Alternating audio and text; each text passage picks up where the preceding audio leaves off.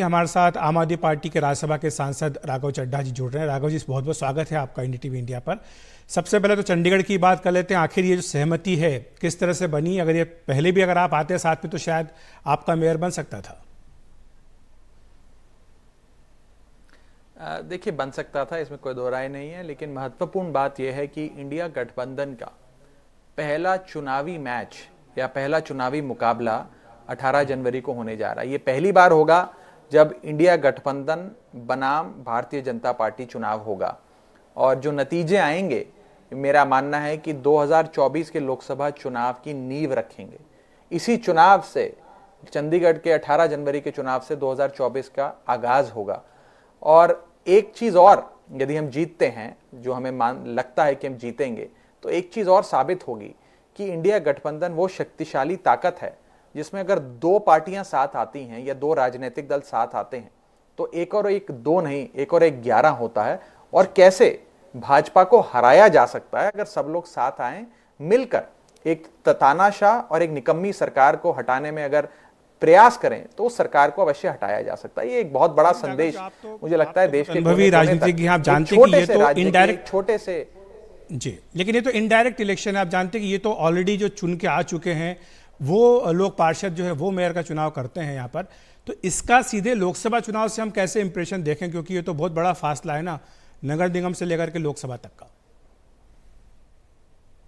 अखिलेश जी, चुनाव होता है, डायरेक्ट हो कि इनडायरेक्ट हो, और मेयर चुनने का चुनाव हो या सांसद चुनने का चुनाव हो, और अगर पार्टियां साथ आती हैं इसका मतलब है कि संगठन साथ आ रहे हैं। इसका मतलब है कि मतदाताओं के मन में जो भाव है उसको समझ के जनप्रतिनिधियों ने साथ आने का एक फैसला लिया है, और जिसका संदेश कश्मीर से कन्याकुमारी और मणिपुर से लेकर मुंबई तक जाएगा। मेरा अपना यह मानना है कि एक निर्णायक जीत इंडिया गठबंधन दर्ज कराएगा। किसका मेयर बनता है, किसका डिप्टी मेयर बनता है, ये भी बहुत ज्यादा मायने नहीं रखता, लेकिन मायने ये रखता है कि ये चुनाव जो है ये 2024 के लोकसभा चुनाव की नींव रखे और साथ आकर एक संदेश दिया जाए कि इस सरकार को हराया जा सकता है, भाजपा से मुकाबला लिया जा सकता है। लेकिन राघव जी, अभी हमने ये भी खबर दिखाई है कि जो पंजाब कांग्रेस यूनिट है वो लगातार किसी भी तरह के गठबंधन के खिलाफ है। आज भी जब आपने चर्चा की है, घोषणा की है, तो वहां पर पंजाब कांग्रेस ने भगवंत मान सरकार के खिलाफ सड़कों पर प्रदर्शन किया है। तो ये आसान तो नहीं होगा, क्योंकि आप कह रहे हैं कि दल आ रहे हैं लेकिन शायद दिल साथ में नहीं आ रहे।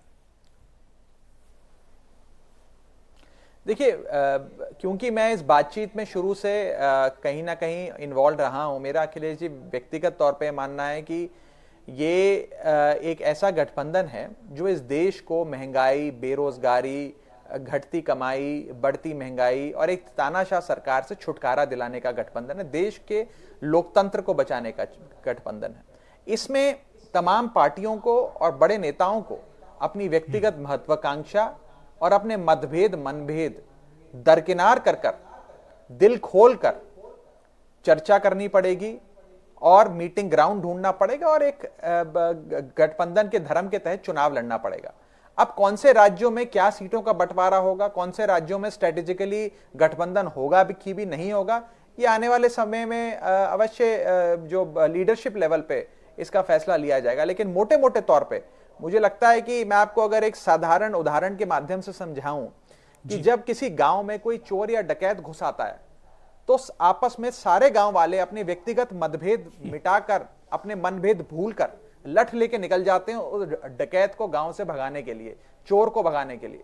कुछ इसी प्रकार की स्थिति हमारे देश के लोकतंत्र में आज बनी हुई है कि अगर एक तानाशाह सरकार को भगाने के लिए तमाम गांव वालों को साथ आना पड़े, तमाम राजनीतिक दलों को साथ आना पड़े, वो आना चाहिए। आपने 77 का चुनाव देखा, तब मेरा जन्म तो नहीं हुआ होगा, आपने शायद उस समय अगर इतिहास पढ़ा हो या चुनाव देखा हो, तमाम विपरीत विचारधाराओं के लोग जनसंघ से लेकर वामपंथी साथ आए और एक तानाशाह सरकार को हटाया था। कहीं ना कहीं वैसा ही मुझे लगता है 2024 के चुनाव में होता नजर आएगा। लेकिन आपकी बड़ी भूमिका रही है पंजाब में, आप सरकार बनवाने में, वहां पर आपकी सरकार चल भी रही है। आपसे अगर पूछे तो ज्यादा संभावना क्या है? दिल्ली में गठबंधन की संभावना और ये हो सकता है कि पंजाब में जो है वो फ्रेंडली फाइट हो कांग्रेस और आप में? देखिए, ये कहना और इस विषय पे कमेंट करना उचित नहीं होगा। मैंने आज अपनी प्रेस वार्ता में भी कहा था कि गठबंधन की सीट शेयरिंग की बातचीत कोई क्रिकेट मैच नहीं है जिसमें बॉल बाय बॉल कमेंट्री हो सके कि अब इतनी सीटों पे बात बन गई, अब इतनी पे विवाद है और इन पे बात बनने वाली और इस राज्य में ऐसा स्ट्रैटेजिक तौर पे हम आपस में लड़ेंगे।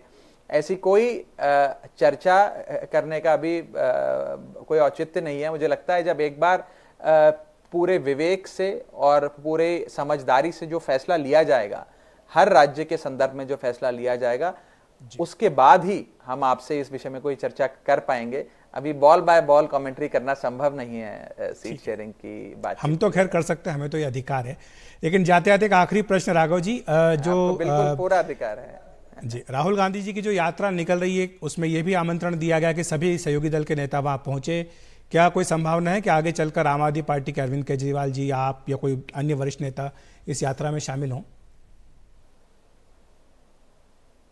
देखिए, सबसे पहले तो मैं आपके माध्यम से भी राहुल गांधी जी को और कांग्रेस पार्टी को शुभकामनाएं देना चाहूंगा इस भारत जोड़ो न्याय यात्रा के लिए, और हम कामना करते हैं कि यात्रा सफल हो।